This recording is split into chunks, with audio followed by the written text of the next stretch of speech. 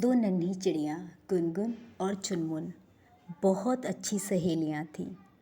चुनमुन भोली थी, सबसे प्यार से बोलना और सबकी मदद करना उसका स्वभाव था। उसके 3 बच्चे थे। गुनगुन स्वभाव से चतुर थी, पर पहले अपना फ़ायदा देखती थी, बाद में दूसरों का। उसके भी 3 बच्चे थे। गुनगुन और चुनमुन रोज़ भोजन की तलाश में एक साथ जाया करती थी और एक साथ लौट आती थी। एक दिन अचानक चुनमुन को खबर मिली उसकी माँ बीमार है। वह गुनगुन के पास मदद मांगने गई। बहन, मेरी माँ बहुत बीमार है, मुझे गांव जाना होगा। अरे, गांव तो बहुत दूर है। हाँ बहन, क्या तुम मेरे बच्चों का ध्यान रख सकोगी? मैं जल्दी लौट आऊँगी। ठीक है चुनमुन, तुम आराम से जाओ, मैं उनका ध्यान रखूँगी। बच्चों को गुनगुन की देख रेख में छोड़ चुनमुन गांव की ओर उड़ चली। इधर चुनमुन के बच्चे अब गुनगुन के पास थे।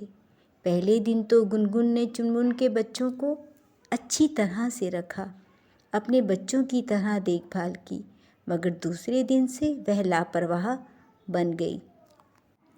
चुनमुन के बच्चों को खाना सिर्फ सुबह शाम ही मिलता। वे भूख से बिलखते रहते।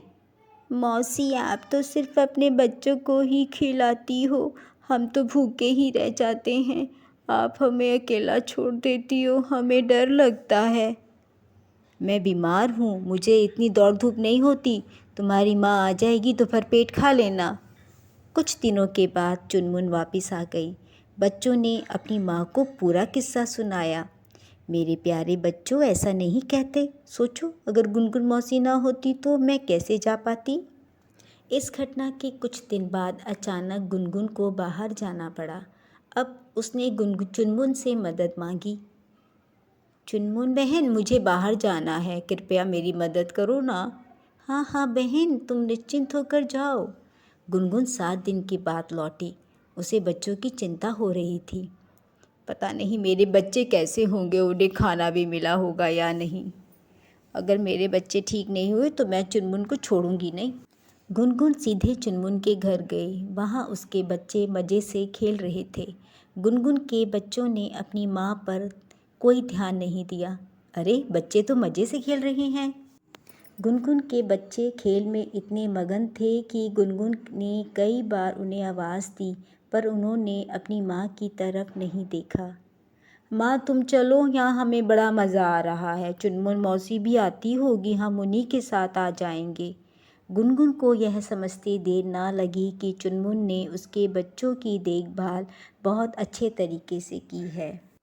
अब उसे अपने व्यवहार पर पछतावा हो रहा था। वह खुद को चुनमुन के सामने छोटा महसूस कर रही थी। छोटी छोटी चिड़ियाँ बहुत ही काम की बात सिखा कर गई हैं।